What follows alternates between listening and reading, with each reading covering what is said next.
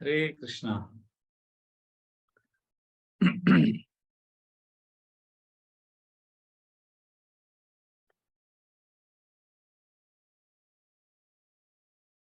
So we'll start now. It's 9 o'clock. Yes, Prabhu.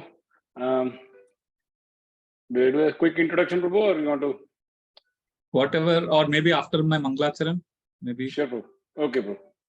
Sure, Prabhu. Then let's get started. Om Ajnanatimirandhasya Jnananjana Shalakaya Chakshurun Militam Yena Tasmai Shri Guruve Namah Mukam Karoti Vachalam Pangum Langayate Girim Yat Kripatamaham Vande Shri Guru Dinatarinam Paramananda Madhavam Shri Chaitanyam Ishwaram Namo Om Vishnu Padaya Krishna Presthaya Bhutale Srimate Bhakti Vedanta Swaminiti Namine Namaste Saraswate Deve Gauravani Pracharine Nirvishesha Shunyavadi Paschatya Deshatarine Vancha Kalpatarubhyascha Kripa Sindhupya Evacha Patitanam Pavanebhyo Vaishnavebhyo Namo Namaha Jai Sri Krishna Chaitanya Prabhu Nityananda Shri Advaita Gadadhar Shivasadi Gaura Bhakta Vrinda Hare Krishna Krishna Krishna Hare Hare Hare Rama Rama Rama Hare Hare Hare Krishna Krishna Krishna Hare Hare Hare Rama Rama Rama Hare Hare Hare Krishna Krishna Krishna Hare Hare Hare Rama Rama Rama Hare Hare Namo Om Vishnu Padaya Krishna Presthaya Bhutale Srimate Radhanath Swami iti namine Katanchana smrite yasmin Duskaram sukaram bhavet Vismrite viparitam syat Shri Chaitanya namamitam Yonta pravishya mama vachamimam prasuptan Sanjivayata kila shakti dhara svadhamna Anyam shahasta charana shravana tagadim Pranan namo bhagavate purushaya tubhyam.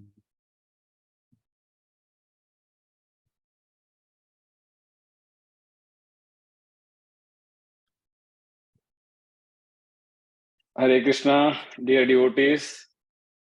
I'd like to welcome all of you for this very special session on the auspicious occasion of the 72nd Vyasa puja of His Holiness Radhanath Swami Maharaj.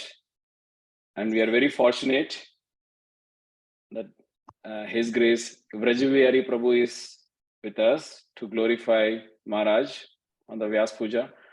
So Vraja Bihari Prabhu doesn't need any introduction, but just a quick intro for those who have joined us for the very first time.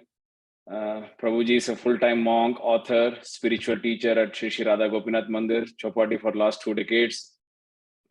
He is also very famous for his the books that he has written, and also the discourses that he gives.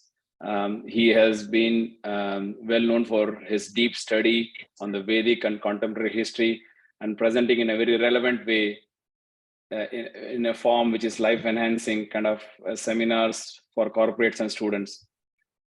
Prabhu has been teaching Bhakti Yoga, which is one of his favorite topics. And Prabhu also has a website known as Yoga for Modern Age, where Prabhu has written over 1,000 articles on his website. So with that, I would like to hand over the mic back to Vraja Bihari Prabhu, His Grace Vraja Bihari Prabhu, so that he can glorify His Holiness Radhanath Swami Maharaj on the 72nd Vyasa Puja occasion. Back to you, Prabhuji. Thank you, Vrajaraman Prabhu. Thank you so much for inviting me to this program and giving me an opportunity to glorify Maharaj. I've always wanted to serve you, and I feel this is a great opportunity to serve all of you and share with you. I'm going to keep it little spontaneous. I'm not going to give a systematic, theme-wise presentation on Maharaj, because I feel that appearance day of spiritual mastery is a very happy occasion, an opportunity for us to be spontaneous in our expression of happiness. And also it is an opportunity, or it is a moment of sobriety. It is a moment for us to be very sober and grave. So both, this is a very amazing paradox, Generally in this material world, when you are happy, you just happy. There is no sobriety. But when it comes to Gurudev, when it comes to spiritual master, there is a lot of joy. And at the same time, we become very sober. Sober because we become acutely aware of our inadequacies. We become very acutely aware of how we are so far away from Krishna. At the same time, it is a happy occasion because, as Bhaktivinoda Thakur says in his bhajan, that it is a day to celebrate because Chaitanya Mahaprabhu has sent his associate to deliver us. Emona durmati samsara bhitare odiyachi nuami. Bhaktivinoda Thakur says that I have been suffering here in this material world because of my mind. But my dear Lord, you are so merciful. Tavanija jana kon mahajane pataya dile tumi. You have sent your own associate to deliver us. So therefore, it is a very happy occasion and also a very sober occasion. Happy because Krishna has sent his representative. It is a time for rejoicing and celebrating. Sober because it is time we ask these penetrating, deep questions to ourselves, whether I'm sincerely following the parampara's instructions. Am I availing of the mercy that is abundantly available? So given this background, I would like to now speak about Maharaj in a spontaneous way and from my heart, because I personally have very little personal exchanges with Maharaj as compared to my seniors in the ashram, which is the temple president board, Sanat Kumar Prabhu, Gaurang Prabhu, Govind Prabhu, Shamanand Prabhu, Radha Gopinath Prabhu. Compared to them, I've got very little association. But I have heard a lot of Maharaj from them, and I've seen, and I would like to share my realizations based on that. Like, for example, I'll tell you something very recent, which I, again, heard and observed. I go to this YouTube, if you type Radhanath Swami old bhajans, you will get something which is so addictive that you will not be able to get out of it. Radhanath Swami old bhajans will give you access to what was happening in Maharaj's room in 1988-89. You don't have to access now. Now you can be in the class. After the class, you can go through that. So Maharaj, in that videos, you'll find a lot of videos where Maharaj is addressing a small group of devotees in his room in the Radha Gopinath Mandir community ashram. And he's doing long kirtans and giving ecstatic classes. And in those bhajans, when I'm seeing, I feel I've been transported in a time machine. I've gone back, although I was not there at that time, but I feel I'm there because Maharaj is so candid and he's so intense in bhakti. Like there is one recently I was watching on video, Radhanath Swami old bhajans. He's singing for a long time, and then there is this girl. Then now her son is older than what she was in the video. Madhurya Leela Mataji. So she was a small girl in a small, frog dress, and she's dancing in the front. And then after the kirtan, Maharaj is patting her on the head and making her do Tadasan, Yoga Asan, and telling her you have to be standing straight. And then Maharaj is joking, and her parents are dancing in the kirtan. Brahmacharis are playing mridanga. When I'm seeing all of this, I can see how much he has given Krishna to this community. And when I think of Maharaj, and I look at that video, I see he is 38 years old in that video. And I see myself, I'm 50 now. And I see, my God, I'm amazed at what he did in our community. I mean, at the age of 50, we are struggling with our mind, senses, and we are struggling hard to remember Krishna and trying to make our lives perfect. And here is a person who, when he was 38 years old, he was abundantly giving Krishna and transforming lives in a dramatic way. I mean, there can be nothing greater magic and miracle than this about Guru Maharaj. This is my humble opinion. And I mean, how painstakingly he has built this community, that you can see from those videos when you see Radhanath Swami old bhajans. And not only that, it also, when you see those videos, you also feel a sense of responsibility that, wow, this is my spiritual master. He's such a special personality and I have got connection with him.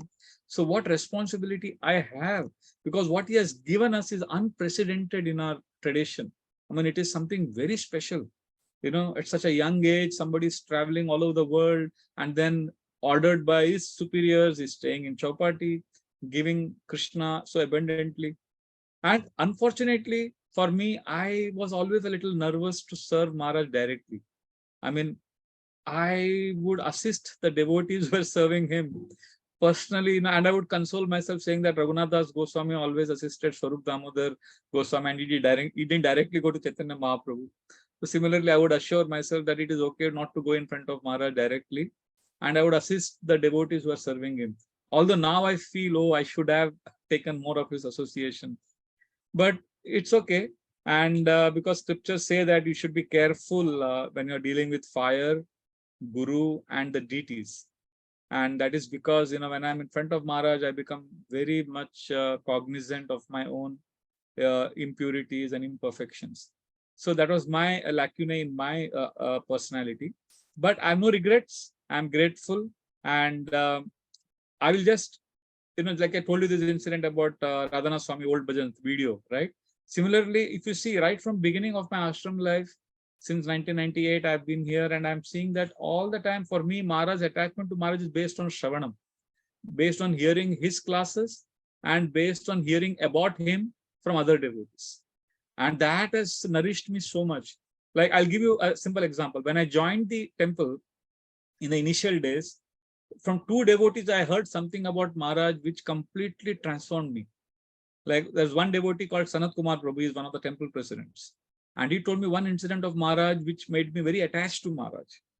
And that was, he said, in one of the brahmachari get-togethers, he said, Maharaj, when I joined the temple, now he's talking about his joining the temple, which was in 1988, 87, 89, during that period. He says, Maharaj at that time got malaria. He said that is the first time and hopefully the last time he ever got malaria. And when Maharaj got malaria, at one point of time, he's got very high fever. And his fever was so high that, sometimes when you have very high fever, you become delirious.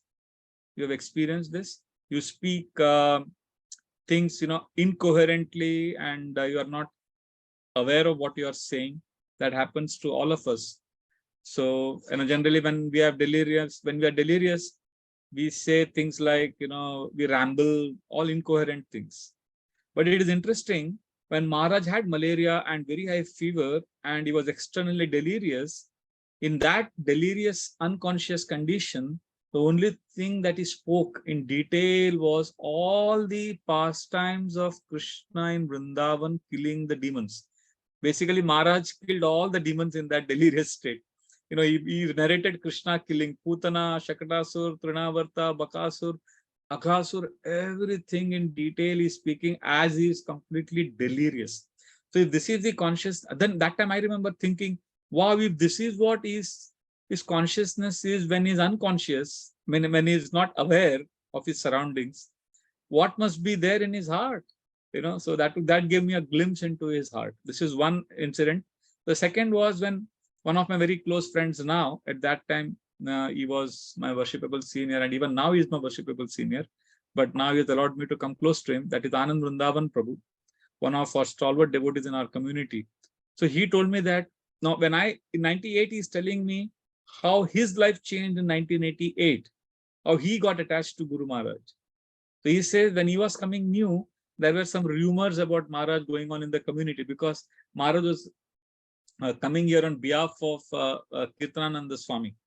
And there were some politics happening, and some people didn't want Maharaj to continue here. But Maharaj was always, him very well. He's non-political, non-critical. So somebody spread some rumors about Maharaj. So Anandam Prabhu says, and Anandam Prabhu, those of you know him, he is a very transparent and congruent personality. His inside outside is same. He can never be duplicitous. And so he being what he is, a candid, authentic person, he just entered into Maharaj's room and confronted Maharaj. He said, Maharaj, this things about you. Have you done this? Or are you doing this? And Maharaj, very humbly, no, Prabhu, this is a wrong allegation. I have not done this. Oh, but this devotee told you, this devotee is speaking like this about you. Maharaj said, who? Then he mentioned, Ananda Prabhu mentioned the devotee's name. Maharaj said, wow, he's such a wonderful devotee. And Maharaj glorified that devotee. So Ananda Prabhu was shocked. And then Ananda Prabhu said, Maharaj, there is another devotee. He said like this about you. Maharaj said, then Maharaj appreciated that devotee to Ananda Prabhu. So like this, whoever Ananda Prabhu was quoting, whichever personality Ananda Prabhu was quoting, Maharaj had wonderful things to say about him. And at the same time, he clarified that, I haven't done this. This is wrong. This is not correct. So like this, so Ananda Prabhu says that transformed him, because when he heard or he saw directly that his spiritual master is so much adosha darshi, he is free from fault finding, that completely transformed his life. And hearing that from Ananda Prabhu also increased my attachment to Maharaj. Of course, along with Ananda Prabhu and Sanat Kumar Prabhu, for me, another very big person who played the most important role in my life was Govind Prabhu, because he was the one who had most access to Maharaj, and he was the best source of Maharaj's pastimes, association. And it was very easy for all of us who joined. We just wanted to please Maharaj, and it was easy because, from what we understood from Govind Prabhu, that, oh, Maharaj will be very happy if you attend morning program, if you attend brahmachari class, and do a little bit of seva in the temple, and don't do politics. As long as you don't do politics, as long as you don't criticize, Maharaj is very happy. I mean, I realized bhakti is so simple. Bhakti is so amazing. This is what we have to do. So then that's how we got attached to Maharaj. And one of the qualities of Maharaj which really attracts my heart very much is his ability to see from Krishna's vision. He has this amazing ability, like when we are involved in an issue or when we are solving some problem, we are at the bottom of the ladder of abstraction, in the sense we are focused on that issue.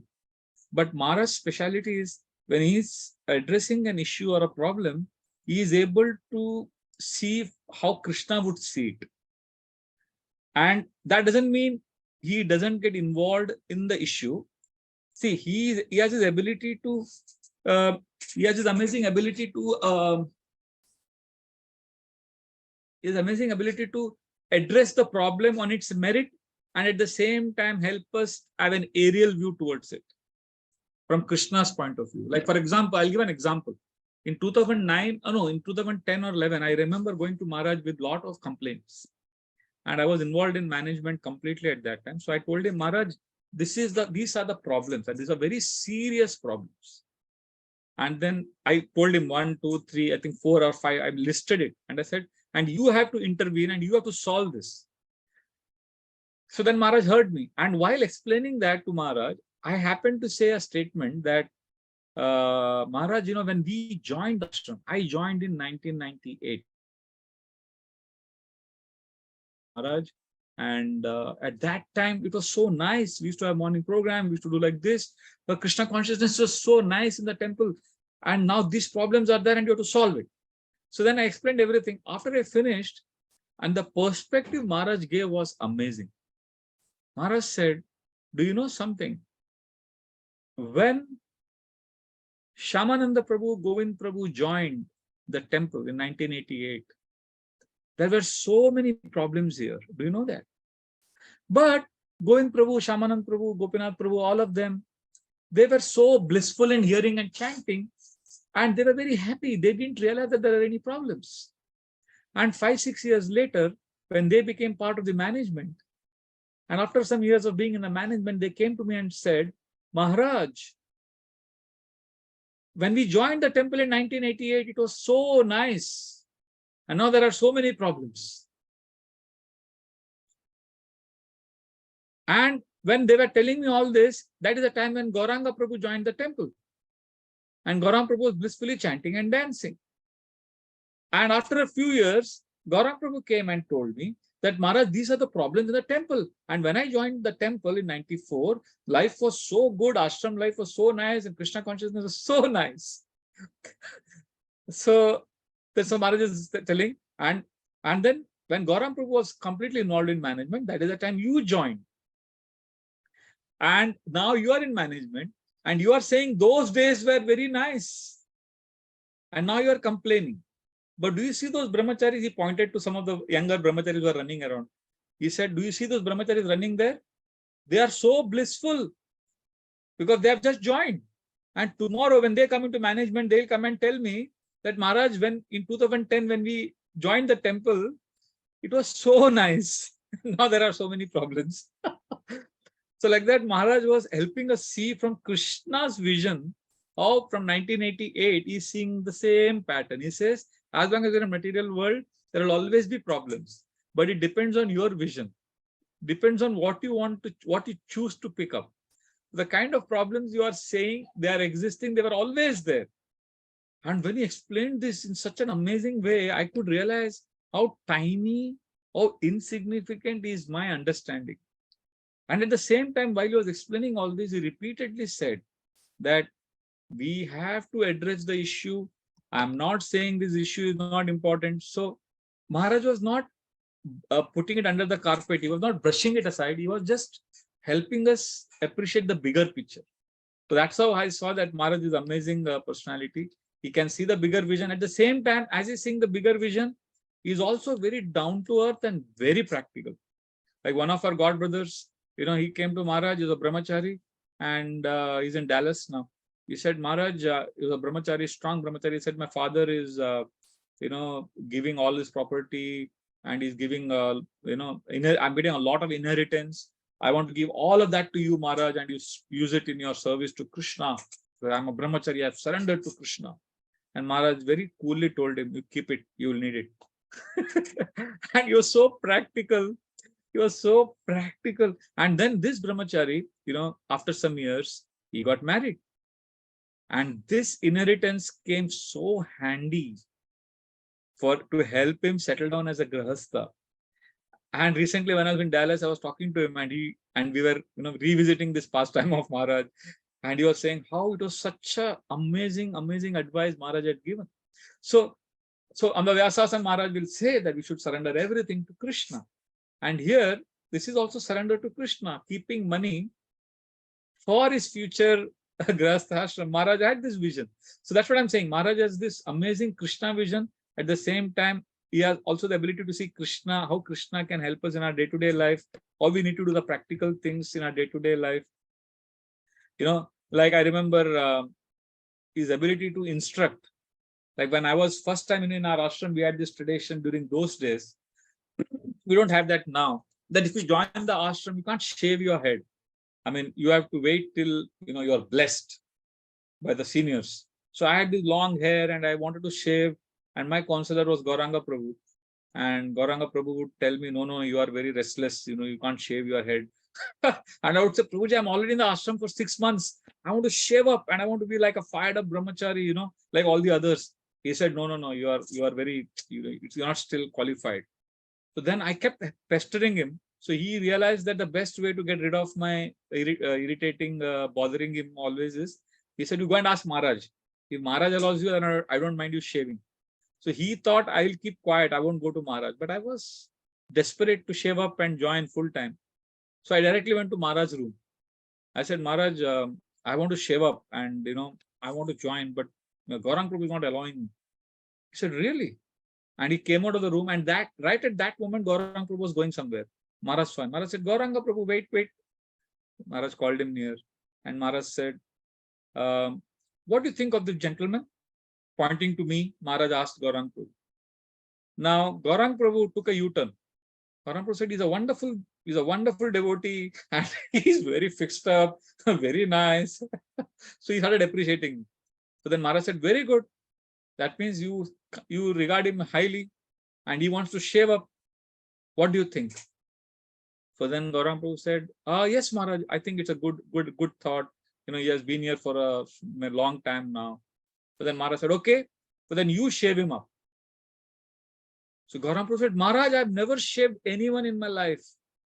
I can't shave. I don't know how to shave.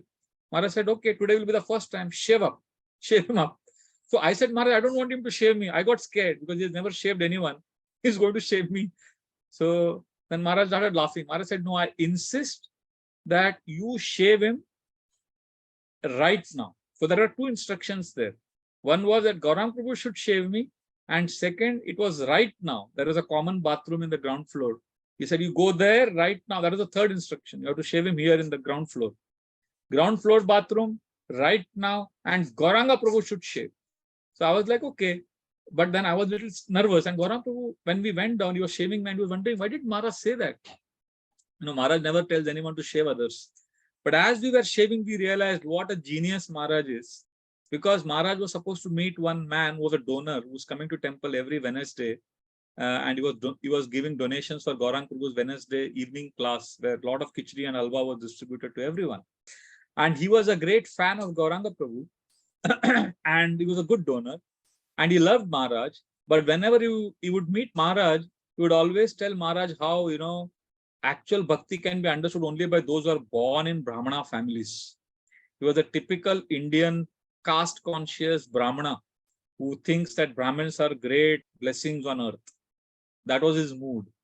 So Maharaj was so amazing, brilliant. He would speak to him, he would listen to him, but not offend him because, he would feel he will not like it if Maharaj smashes him, that birth is not the criteria and all of that. So Maharaj would listen to him. But today was what a timing. Maharaj caught his hand and brought him down to the common bathroom, where in that common place, Gauranga Prabhu was shaving me. And in India, those of you know, a Brahmana is never supposed to shave. This is considered a very low class activity. This is done by the lower caste people. Those who are caste conscious people, they think like this. I remember once we were in Nasik Yatra with Maharaj and, we were shaving each other, the brahmacharis, all the local barbers there on the bank of Godavari, they were hurling abuses at us, saying that what kind of sadhus you are, that you are shaving each other, you are doing such a low activity. But it is considered that Brahmana should not do it. So this man was a pakka Brahmana conscious man, and Maharaj would hear all his ramble all the time. But today he brought him down to the common bathroom and said, Prabhu, see what your glorious Brahmana Gauranga Prabhu is doing. And he pointed to Gauranga Prabhu and he said, Gauranga Prabhu is such a South Indian Brahmin. See, he's shaving another South Indian Brahmin. And this man, I saw his face. His lower jaw dropped and he was just gaping at us in utter shock. So Maharaj humbled him, instructed him, did not hurt his ego at the same time. And at the same time, after that day, he never spoke about Brahmanical pride to Maharaj. So what a brilliant teacher Maharaj is. He knows how to get everything, he knows how to make everything work. So like this, this is my early impressions of Maharaj. He's a genius. He's absorbed in Krishna, very practical. Like I remember, I used to see Krishna Chandra Prabhu and Srinathji Prabhu, two very big industrialists in India. And they are part of our community and they were the main leaders of the community. And I would always look at them and I had heard about them even before I came to Krishna consciousness. Because I was studying finance, I was knowing about the Indian financial markets and I was aware of the business world.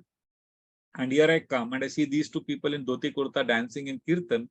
And not only that, I see Krishna Chandra Prabhu dancing in Kirtan with his own driver.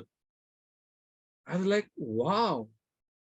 And then I see that if these two people are such big industrialists and they are servants of Maharaj, then that means this personality must be really, really genius. He must be really spiritually very advanced. So that's how I was very impressed by Maharaj. And one thing that was constantly nourishing me was Shravanam, hearing his classes.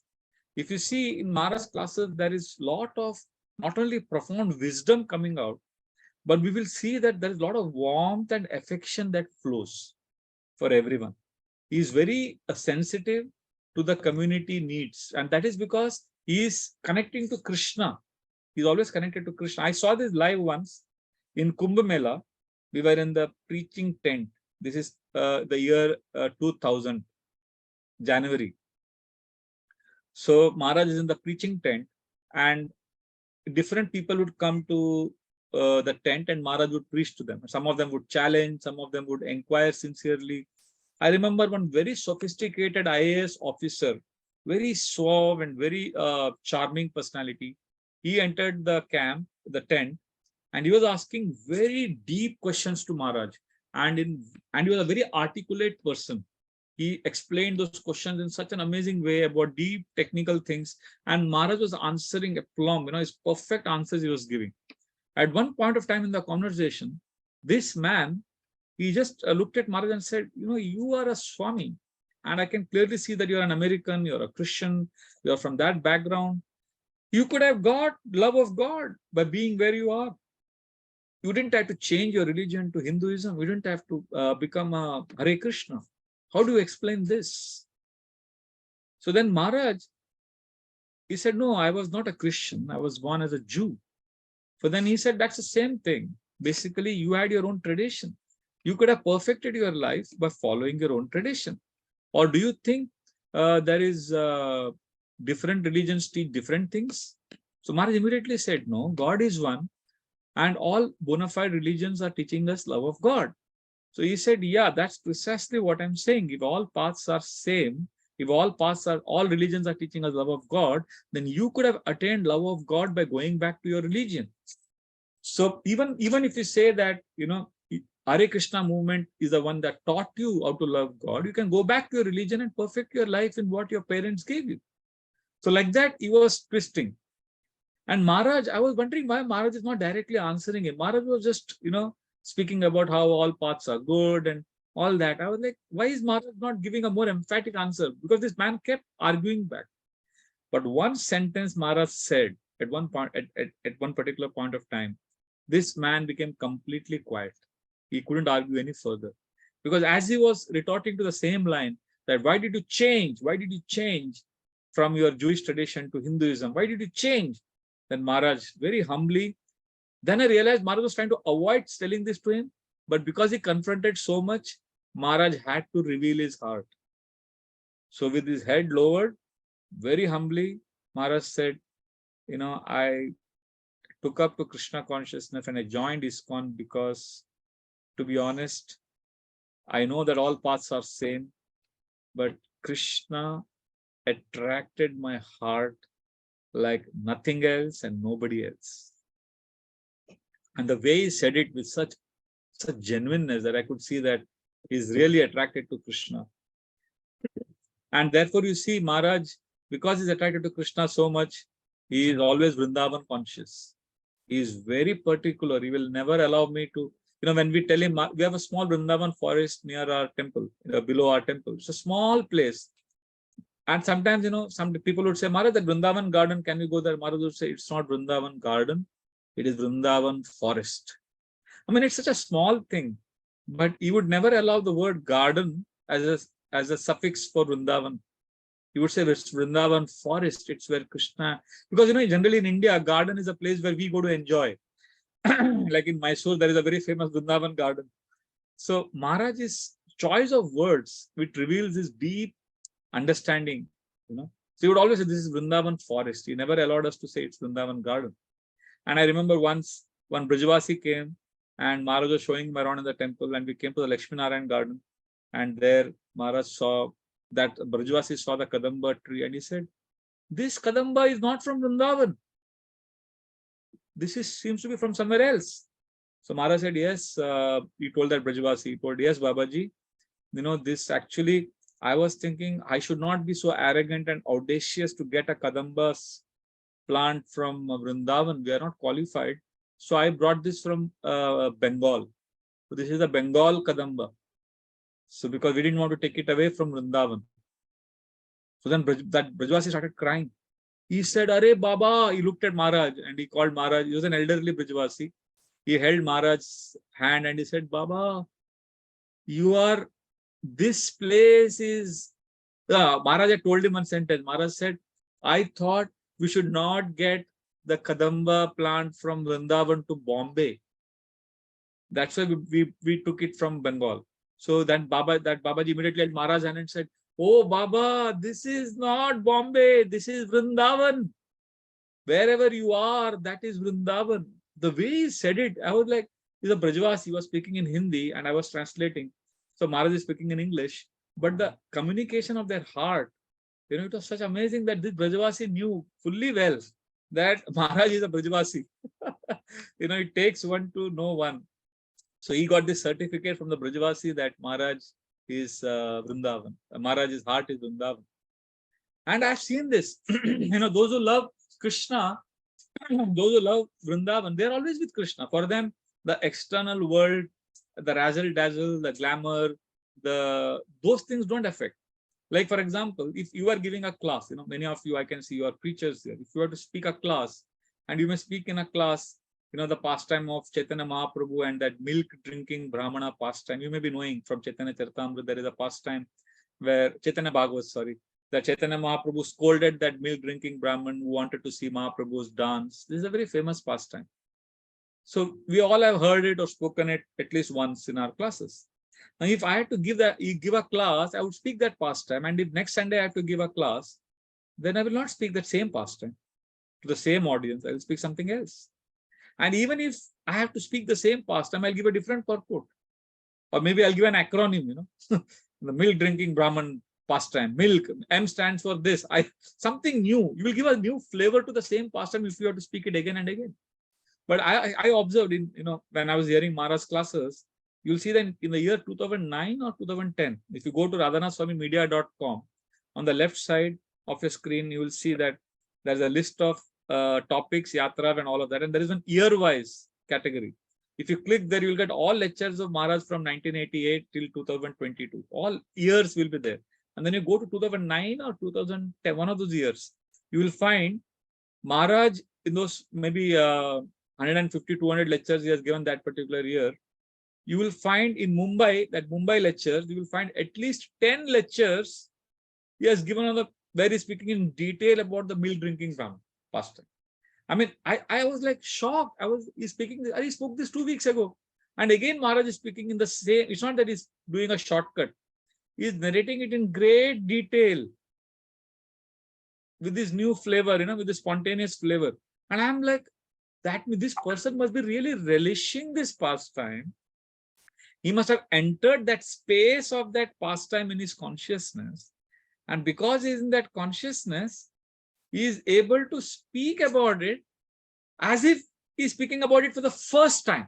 You know what I'm saying? It's like only if you're relishing something, you can speak about the same thing again and again. Because we generally approach Krishna's pastimes at the head level. Maharaj approaches the pastimes at the heart level. So we are at the head level, we will not speak the same thing again. We will speak something else, which is fair enough. We have to give some knowledge or whatever. We have to share the studies that we are doing. But because he is the pure devotee of Krishna, relishing Krishna's pastimes, he's speaking like this. Like there's another instance I saw, which confirms this, not just the 2009 milk drinking Brahman pastime series. There's another incident I saw. This was in the year 1999 or 2000. When Jananivas Prabhu, all of you know his grave, Jananivas Prabhu from Mayapur Dham, he was in Chowpatty, and that time we didn't have Bhaktivedanta hospital. So I remember very well, Jananivas Prabhu fell sick, and we had a small room next to Maharaj's room where he was taking rest and recuperating, and he had malaria or some high fever. So then we didn't have hospital, so we took him to one nursing home near our temple, which was I think 2 kilometers from our temple, and he was recuperating there, and he had this IV put on him, and he was getting cured. So as Jananivas Prabhu was getting all right in the hospital, the temple, we had Nityanand Trayodasi festival. So Maharaj gave a long 3-4 hour class in the evening, Nityanand Trayodasi festival. And after the class, Maharaj asked me, because I was in the guest reception, I was taking care of Jananivas Prabhu. He said, how is Jananivas Prabhu doing? I said, Maharaj, he is recovered, but he's still very weak. So Maharaj said, okay, let us go tomorrow morning and visit him. So I said, yes, Maharaj. So morning, we went to the nursing home, and when Maharaj entered, Haribolanand Prabhu, one of my god brothers, he was the one who was right there serving Maharaj and Jananivas Prabhu. So then Maharaj came close to his bed. Jananivas Prabhu was lying on the bed, his hand on the bead bag, very frail and very weak. And Jananivas Prabhu asked him, so Maharaj, what did you speak yesterday in the class? So they were speaking about the festival, Nityananda Trayodasi festival. And then Maharaj said, I spoke on Lord Nityananda. But then Jananivas Prabhu said, what did you speak? was I was thinking, if somebody asks, if I had given a 3-hour class on Nityananda Triyodashi the previous day, and if next morning somebody asks me, what did you speak? Now, if I speak a 3-hour class and then next day somebody asks me, Prabhu, what did you speak yesterday in the class? I would say I spoke Nityananda Prabhu's appearance. I spoke about his Jagai Madai pastime. I spoke about his traveling party. I would have given 5-6 points. But when Jananivas Prabhu asked Maharaj, what did you speak yesterday evening in the Nityananda Triyodashi festival? Harivanand Prabhu and I, we were shocked to see what Maharaj did. Maharaj said, you want to hear? And Jananivas Prabhu said, yes. He nodded his head like this. And then Maharaj sat on his bed. Maharaj was standing next to his bed. Maharaj sat on his bed in like this, in this asan which we sit, Sukhasan, when we give Bhagavatam class. Like that, Maharaj sat in the class. He sat on the bed. And then, you know what Maharaj did? Maharaj put his hand like this and said, Om Ajnana Timirandasya. And I was like, what is happening? This was as if, this was exactly how he was doing it the previous evening in the temple hall where there were 1,500 devotees packed into the temple hall. And how we began the class the previous evening.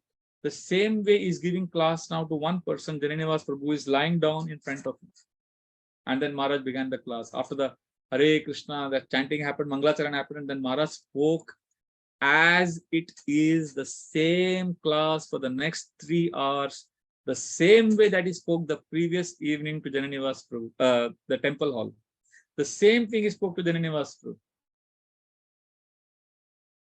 How do you explain this? And not only that, as you were speaking, he was into it. And then at one point of time, he says, Maharaj said, and there were these 2 dacoits. Their names were Jagai and Madai. And as Maharaj was saying this, I was like, we all know the Jagai Madai pastime. And Jananivas Prabhu must have heard it thousands of times. Maharaj must have spoken it hundreds of times. I mean, it's something you have already heard it and spoken it so many times. And here you are with your god brother. You could have just told him that this is what you spoke. But Maharaj is narrating the whole thing with the same energy, with the same enthusiasm, like he did the previous evening to 1,500 congregation. So this shows for Maharaj, what this reveals is, for him, Krishna Katha is not a formality. It is not an obligation. It is not a ritual. It is not a duty. It is not a preaching program that has to be done. It is what nourishes him. And it is his, and that's why he's able to speak like that. That's how he's able to be like that, And I've seen a few instances when I only had once a chance of being Maharaj's personal servant. This was in 2003 for 3 days when Maharaj had come back from America and all the devotees had gone back on to Mayapur Yatra. Maharaj had to go because his mother had passed away. So then he had to come back for the Mayapur Yatra. So he came back to Mumbai for 2-3 days. So in those 3 days, there were no devotees in temple, only 5-6 of us. So I had the chance to be his personal servant. And I remember one of those days, Maharaj at 8 o'clock in the morning, he said, I said, Maharaj, will you take breakfast now? Maharaj, 7:30. He said, yes, around 8 o'clock, you can get it. So at 8 o'clock, I went to give breakfast. I saw Maharaj's room is locked from inside. And I said, what to do now? Should I knock again? Should I open it? Should I wait? I was in 2 minds. And as I was thinking like that, my eyes fell on the keyhole. And I just saw from the keyhole directly Maharaj's room. And Maharaj is sitting in his mat with a harmonium and very softly is doing kirtan. So then I thought, okay, Maharaj is doing kirtan. I'll come back later and give him prasad. So after half an hour I went. Again, I saw through the keyhole, Maharaj is doing kirtan. Every half an hour I went, he was only doing kirtan. And around 1:32, he stopped the kirtan and opened the door. So I was like, wow, 5.5 hours alone doing kirtan. It was like, for me, then, and then, of course, I couldn't give him breakfast. Then I served him lunch. But I could understand that, how for us, 16 rounds is an obligation. It's a duty. It's a tick thing. I have to get it done. I remember once Maharaj had forgotten his bead bag somewhere. And then he told me, can you find the bead bag for me? So I found the bead bag. No, I kept looking for the bead bag. And then I found it and I came running to give to Maharaj. And Maharaj did not know that I'm standing behind him. Maharaj had entered his room. Maharaj thought he's alone. And I was right behind him with the bead bag. I was supposed to keep it on the table and leave. But as I was about to keep the bead bag, and Maharaj, not knowing that somebody is behind me, Maharaj put his hand, up like this very gracefully. He was dancing like in Barsana, this devotees dance. Jai Shri Radhe. Maharaj was singing. Maharaj was singing Radharani's bhajan. And he was dancing in that typical Barsana of the Mataji's dance, the Gopis dance. He was dancing like that. And then as he turned, he saw me. And as soon as he saw me, immediately he became Hare Krishna. the way he switched, some rascal has come, so Maharaj has to be, Maharaj has to be formal. But he was in his elements. So I could see, that's why, Maharaj has mentioned this also once, that many times he does Mansi Govardhan Parikrama in his room. He just goes through the entire Giriraj Parikrama. So this is Maharaj's Krishna consciousness. This is his mood. And therefore, we are very fortunate we are connected to such a personality.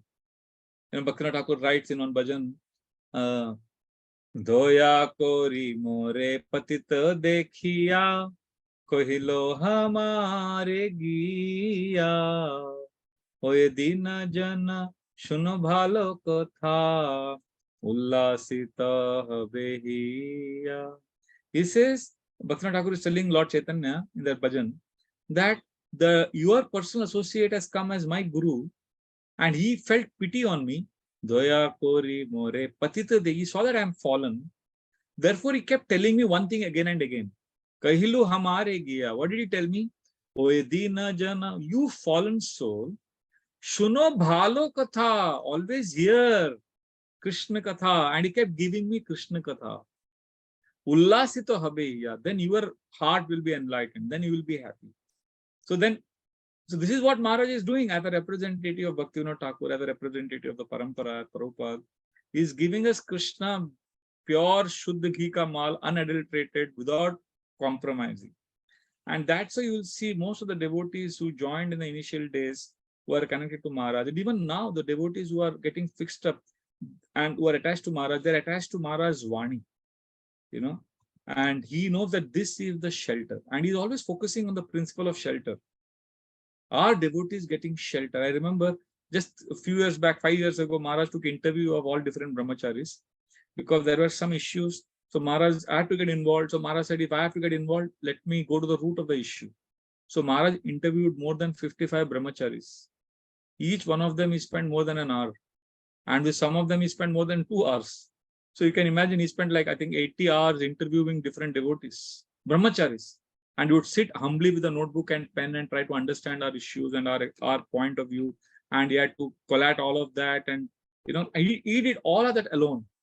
And when all the research he did, and then he had to change the system. Hare Krishna. I see one comment here. Is the audio okay? Yes, Prabhuji. Okay, yes, fine. I think there is no problem from your side. Okay, thank you. Yes, sir.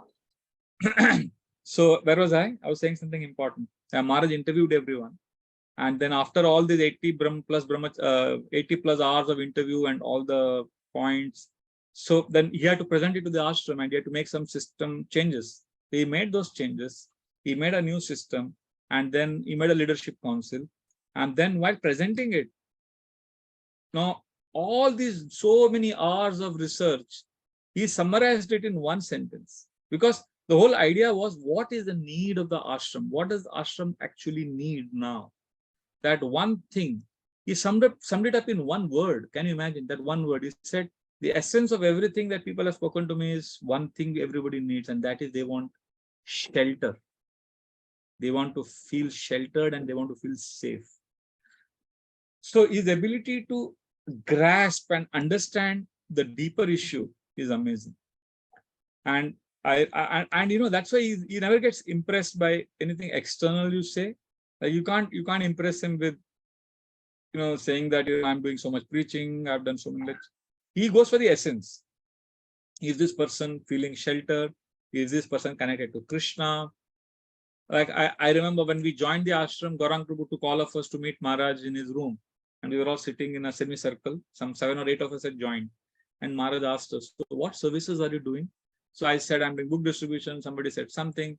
And one of the brahmacharis, one of us who joined, was very, new and very enthusiastic to tell Maharaj, because he was cleaning toilets every day. It's a menial seva. So he thought Maharaj loves menial seva. Maharaj will be very happy to know that, I'm doing this seva.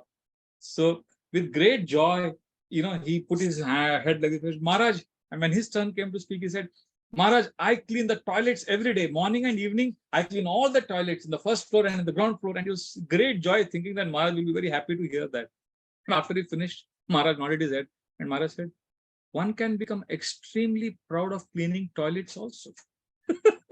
That was, for me, I just freaked out that, but wow, I had never heard something like that. So, these are some initial memories which leave a deep impression in our heart. So like that. So basically that's what I'm saying. He doesn't get impressed by externals. That's why he focuses on substance. Like so many times there are occasions when, Maharaj could have changed the temple president board. There is Shamanand Prabhu, Radha Gopinath Prabhu, Govind Prabhu, Sanat Kumar Prabhu. Now Gaurang Prabhu also is part of that. But for a long time, he didn't change the body. Just the 4 of them. In fact, it has not changed at all. Only Gaurang Prabhu has been added. But these 5 have remained since 95, I think. 1995, they are the same body. I remember once confronting Maharaj and saying, Maharaj, you should change this board. Maharaj said a very simple thing. The whole community loves them. They are the ones who are holding the community together. And Maharaj's logic was very simple. Maharaj said, they may not be expert managers. Everybody may not be a great manager. Everybody may not have all the skills. But devotees want to see sadhutva. They want to feel inspired. They're not looking for, simply hardcore managers who are efficient. They're not looking for efficiency. They are looking for effectiveness, how effective you are. And I remember once Radha Gopinath Prabhu is a senior, resigned as a temple president. Because I was the secretary of the management board, he CC'd it to me and he sent it to Maharaj. So I was like, wow, he's resigned. And then Maharaj gave next day Bhagavatam class and Maharaj spoke, looking at him many points. And then Maharaj took him aside, spoke to him for a long time, and then convinced him to remain the temple president. And then I was asking him, how did Maharaj convince you? He said, Maharaj said a simple thing. Maharaj said, you are resigning because you think you are not manager, you are not good. But please trust me, you are very good because devotees love you. And we need inspiration. We don't need great managers. And then in that one meeting, Maharaj was saying that all of you, the biggest quality the you 4 temple presidents have is because you don't do politics, you don't criticize others publicly, you are always together. So Maharaj, his biggest allergy is to this fault finding and criticism. This, whenever he sees this, he becomes very uncomfortable. So the qualification, he said, of the temple president in our temple is not that he's a great manager, but because these people, these 4 of them, they don't do politics, they're always together. And I was saying it, and he said, all of you, 4 of you, come out together in the public as one voice. And it is very nice. And then as Maharaj was saying that, I think Radha Gopinath Prabhu had put his hand on Shamanand Prabhu's shoulder like this, that you have camaraderie and you have trust with each other. So I was really impressed by this because, we come from an outside world where we work hard and we have certain ideas about how things should happen. But the laws governing a spiritual organization are different. This is what I learned from Maharaj, the way he dealt with our temple president board. Because I have seen, Maharaj, like in a satsang program, when I joined the temple, I would see Maharaj in the middle of the talk, he would say, I request Shamananda Prabhu to come, and Maharaj would make him come and sit next to him and give class. And sometimes in the middle of the Bhagavatam class, Maharaj had to leave. After Radha Madhav, Maharaj would say, now the class will be given by, Maharaj would look at Shamanand Prabhu and say, come. And Shamanand Prabhu would get up and Maharaj would make him sit on the Vyasa and Maharaj would leave. And I was like, wow, that is the kind of trust Maharaj had placed on him in Radha Gopinath Prabhu and Govind Prabhu. So I've seen all this, Sanat Kumar Prabhu. So therefore, I connect with Maharaj more by hearing about Maharaj from my godbrothers, my senior godbrothers. And also, at the same time, he's very practical and down to earth. Like in the Pune Yatra, which we used to have long kirtans, long classes from morning 4 a.m. till night 10:30, 11. There would be absorption in Krishna Katha and Kirtan. So naturally, in the morning japa time, when we are sitting like this, we all would be sleeping. We would fall sleepy and we would try to remain awake. And Maharaj would sit straight and you would see all the devotees struggling to remain awake. And one of his god brothers would also come from Pune Yatra, was sitting next to Maharaj, and he was also struggling to remain awake. And I was sitting right behind Maharaj because I was personal servant of that Maharaj. That other sannyasi was a guest. So, and it was a little embarrassing, if he sleeps, then all of us are anyway feeling sleepy, and to remain awake, we are looking at both of them and chanting our rounds. And both of them are also, Maharaj was straight, and this sannyasi was like, after every few minutes, he was going down like this. So then I was shocked. I was shocked at their friendship. Maharaj put his hand on his hand and woke him up a few times. That was okay. But when he repeatedly fell like this down, you know what Maharaj did? Maharaj went close to his ear and loudly shouted, "Om Muchukundaya Namaha." When he said, "Om Muchukundaya Namaha," not only he woke up, everybody woke up and everybody laughed. So then it was in a good humor, So Maharaj has this ability to be intense bhakti at the same time, make it light, make it happy experience. Like I remember one class, because I connect with Maharaj more through his classes than personal association. In one of the recent classes I was hearing, Maharaj was speaking about how Guru is a cloud and Krishna is the ocean. So we know this Samsara Dava with Singh, right? So Maharaj was giving the analogy that the cloud takes water from the ocean and gives it to the people. Similarly, Guru takes shower of mercy from Krishna.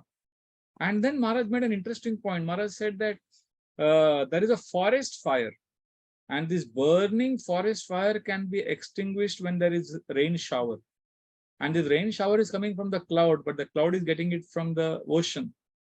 Unfortunately, Maharaj said, this fire, Guru's job, he said, the Guru's job is, he wants us to take us out of this forest fire, or he wants to extinguish the forest fire. But our problem is, when we go to Guru, we are expecting the Guru to make this forest fire very cooling. That was such a statement. I just it hit me so hard. This is a very profound statement. Many times we are in material world. We want to make our material life better. But Guru has not come for that. Guru has come to teach us how this material world is not a good place, and we have to go back to Krishna. At the same time, as I told you, he is not insensitive to our struggle. He understands. But he knows that we need to go further. Like, for example, initial days, Maharaj would embrace all of us brahmacharis, would pat. I remember the first time I shaved my head, at least for the next 2 days, at least 10 times he must have rubbed my head. Oh, you have shaved your head. I mean, what's the big deal here? You've shaven your head. You've not done a great favor to anybody. But Maharaj would say, oh, you're dedicating your life to Prabhupada's mission. And he would.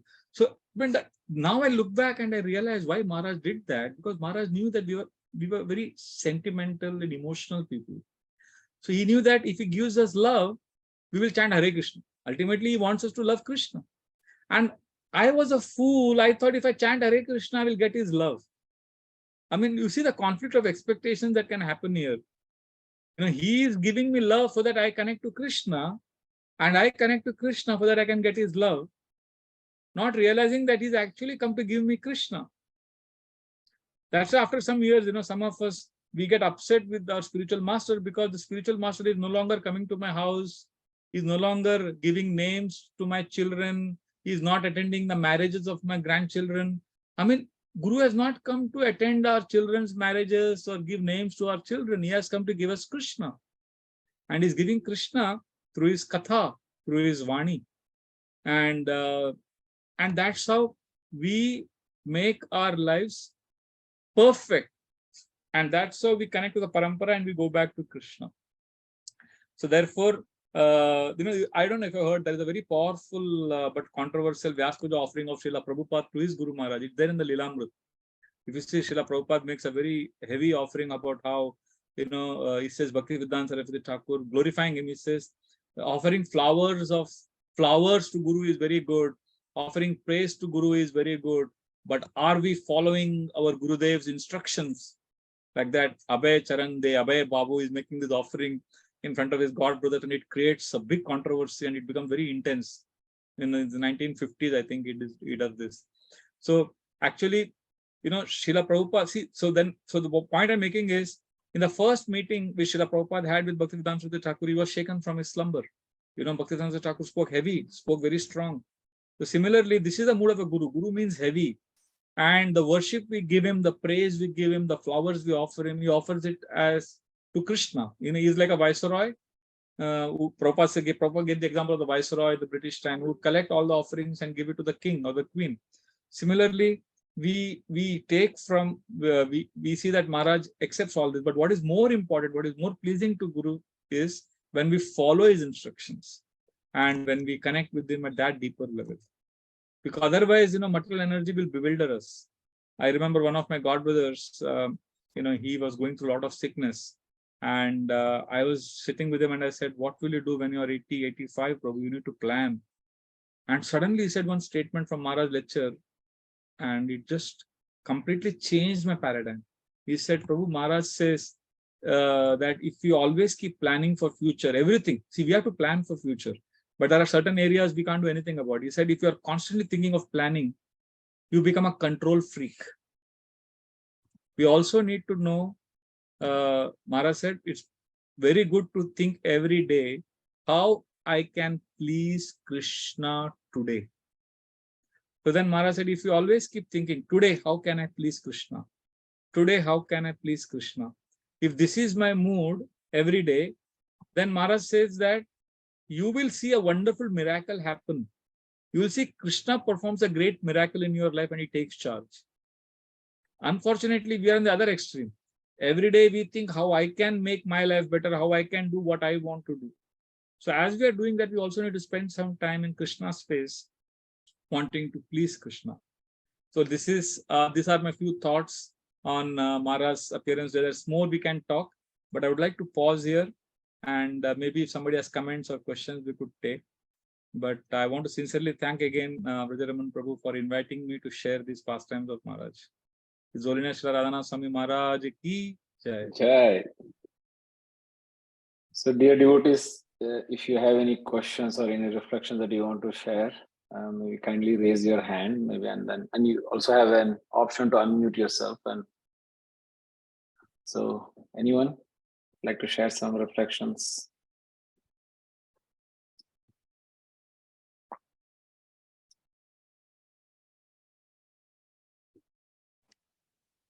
Hare Krishna, Dandavat.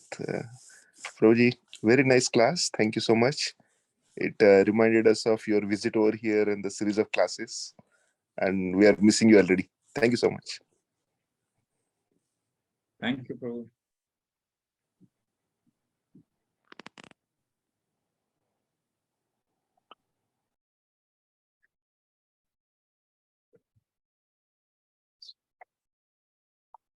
Anyone? So once again, my sincere gratitude to all of you for joining in. I think it's night there in US for all of you. And Vraja Prabhu, thank you for making it very special. Maharaj's appearance day according to Tithi. And you allowed me to go back memory lane and remember all the initial days. Thank you very much, Prabhu. Thank you, Vraj Bihari Prabhu, for accepting this invitation. I know it was a very short notice in which I have to inform you to participate. Prabhuji, I truly, sincerely appreciate and express my gratitude for accepting this this invitation, Prabhu, and enlightening us, all of us, about Maharaj's pastime, glories, his qualities. So there is so much of nectar that we got from today's class, and there is much more that we could have shared, but because of the time we couldn't. So thank you, Prabhuji, for again for coming and joining among us and enlightening us on the Maharaj qualities. Thank you, Prabhu. Thank you. Thank you very much, Vraj Bihari Prabhuji. Thank you, Balram Lila Prabhu. Thank you. Prabhuji, not everybody is night. Some of us are joining in the morning also. Oh, yeah. And those of you are joining in the morning, you have to go to work. Thank you. Thank you so much again for sharing from your heart. As always, the pastimes that you share are so much heartfelt and very honest. So they become very practical at the same time. Hare Krishna Really good to Prabhuji, hear. Danvat Pranam. Thank Hare you. Krishna Prabhuji, Danvat Pranam. How Hare can we Krishna. listen to yesterday's class, Prabhuji? We missed yesterday's class. Yesterday was a class? Yesterday also you gave a class, no? Oh, okay, okay. You have That talked yesterday. I don't know. I just give a class and somebody records it. And... Okay, I'll send the link to Vrajaraman Prabhu. You can take it from him. Thank you. Thank you. Thank you, Prabhuji. Krishna Vraj Bihari Prabhu, this is Radha Duty Das. Thank you very much for this class. And actually, I just wanted to know if the class was recorded, somebody can post it. I'd like to have the link and make notes of it. Really, it was Yeah, today's class was recorded, Prabhu. So you can share the link with me later. Yes, Prabhu. Thank you. Thank you Yeah, so much, Prabhu, all of you. Yeah, Prabhu, I'll add one thing, Prabhuji. It's just not the stories which was so inspiring. Is what really also touched me, the way you drew the essence out of those stories, right? The perspective, right? Because sometimes we also feel that we don't have the direct connection, but the way you brought it all together and how Maharaj connects all the dots. So that was really great learning, and definitely we have to hear and rehear this lecture to really keep remembering it. Thank you so much. I really appreciate that, sir. Thank you, Prabhu, for saying this, because actually, in all my travels, wherever I've traveled, I've observed one thing with all my God brothers and God sisters. One of the biggest need our God family has, I'm being very frank, I think you can agree with me or not, I don't know. But wherever the biggest need they have is, if only we can get more time from Maharaj. Yeah. We all have this need. Recently, one of my very close friends, I'll end with this. He has twins, and he's our God brother, and he's both son and daughter. They are 19, 20 years old, and they want initiation from Maharaj. So they came to me. They said, Prabhu, you have been with in the ashram for 25 years. Can you tell us something about Maharaj? We want to take initiation from Maharaj. This is in India. So I sat with both of them. They're very nice boy, and both the children are very nice. So I sat with them. I said, okay, you answer one question. Why do you want initiation? So they were like initially taken aback. They didn't expect I will ask that question. And then we had some discussion. And I have a second question. What do you expect from your guru? Be honest. So then they said, many things we spoke. They spoke things like, we want personal guidance, all that. So then I folded my hands. I said, I cannot assure this from yours. If you're aspiring initiation from His Holiness Radhanath Swami Maharaj, I cannot assure you this. There are many nice sannyasis in ISKCON, nice gurus in ISKCON. So then they said, they said, actually, Prabhu, we had heard this from others also, but we are hoping you will give us assurance. I said, I cannot give that assurance. So then they named other gurus in ISKCON whom they really love. They said, Prabhu, how do we decide? All four gurus, we love all four of them. And how do we, but what do we do? I said, so then all the criteria we saw, everything, all four they love. So I said, then you can toss. Ultimately, all can be guru. Shiksha guru, everybody can be a Shiksha guru, right? So you can't get you can't get paralysis by analysis, you can't do. So my request to our God family is, let us all be there for each other. I've realized that Yasya Prasadat Bhagavat Prasado is pleasing Guru, but it also means pleasing our God brothers and God sisters. If we can somehow please them, then I'm sure our spiritual master will be pleased. And that's how we connect. So I'm very, very happy today that I could serve our God family, and my sincere gratitude to all of you. Thank you. Hare Krishna. Thank you. Hare Krishna. Hare Krishna. Hare Krishna. And thank you, Vrajaraman Prabhu, for organizing things. Thank you so much. His Holiness Radhanath Swami Maharaj ki jai. Jai. Hare Krishna. Hare Krishna.